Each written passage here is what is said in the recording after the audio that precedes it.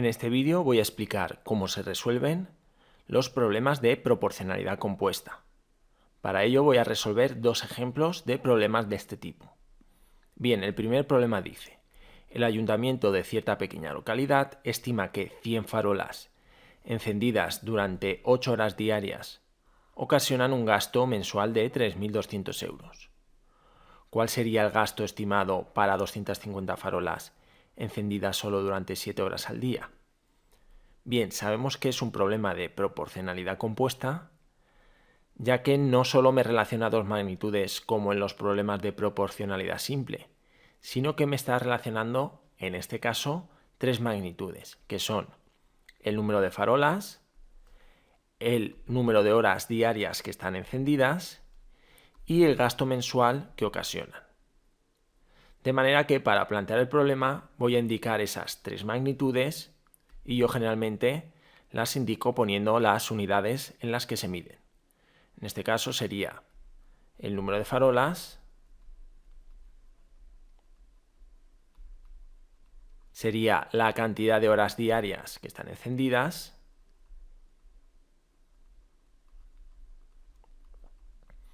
y por último los euros de gasto que ocasionan. Bien, puedo poner estas tres magnitudes en el orden que yo quiera, es decir, en lugar de ponerlas en este orden, ponerlas en otro. En verdad sí. Yo siempre aconsejo ponerlas en el mismo orden para que los cálculos nos salgan de la misma forma. Es decir, yo lo que voy a hacer es poner en última posición la magnitud por la que me están preguntando. En este caso me preguntan cuál sería el gasto estimado. Es decir, el valor que voy a calcular son los euros de ese gasto. Es decir, aquí va a estar la incógnita X que vamos a querer calcular.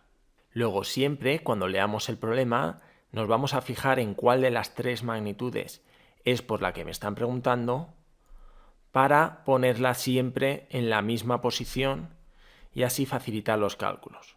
Yo, como ya he dicho, la pongo en última posición. Bien, vamos a poner los datos que nos da el problema. Nos dice que 100 farolas encendidas 8 horas diarias suponen un gasto mensual de 3.200 euros. ¿Cuál sería el gasto estimado para 250 farolas encendidas solo durante 7 horas al día? Ese gasto es el que queremos calcular y lo indicamos con una incógnita, en este caso la X. Bien, ¿cuál sería el siguiente paso que vamos a realizar?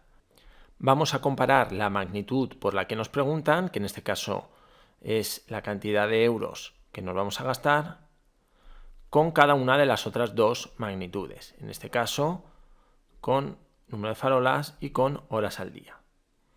Para ver si la proporcionalidad entre cada uno de esos pares de magnitudes es directa o inversa. Vamos a empezar con número de farolas y euros. Para ver qué tipo de proporcionalidad tienen, nos olvidamos de la otra magnitud y solo comparamos estas. La manera de saber si la proporcionalidad que hay entre ellas es directa o inversa es pensando si una de ellas aumenta, ¿qué pasa con la otra? O si una de ellas disminuye, ¿qué pasa con la otra? En este caso voy a pensar qué pasaría con la cantidad de euros que nos gastaríamos si aumentara el número de farolas que tenemos en la localidad. Pues si aumentara el número de farolas, el gasto en euros también aumentaría, lógicamente. Y si disminuyera el número de farolas, pues lógicamente el gasto también disminuiría.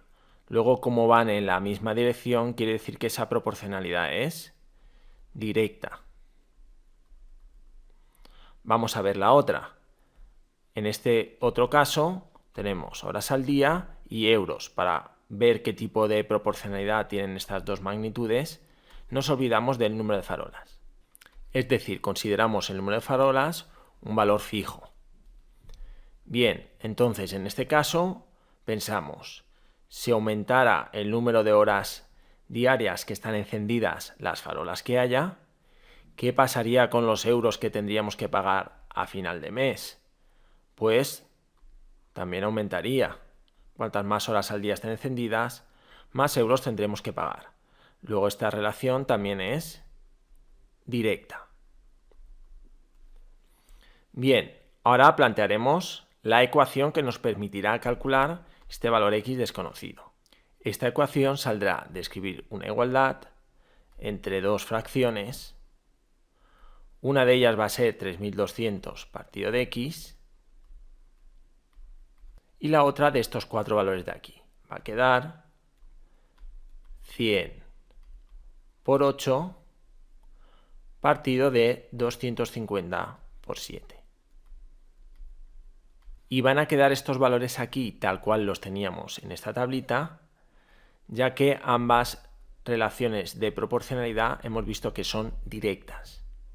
En el siguiente problema de ejemplo veremos qué ocurre con este planteamiento cuando hay alguna proporcionalidad inversa. Bien, de todas formas, en este caso, para resolver esto, sabemos que el valor de la x será igual al producto de este 250 por 7 por 3200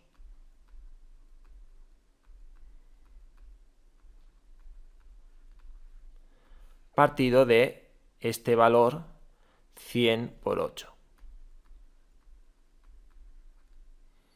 Si hacemos esta operación, nos sale que el valor de la x es 7000 euros.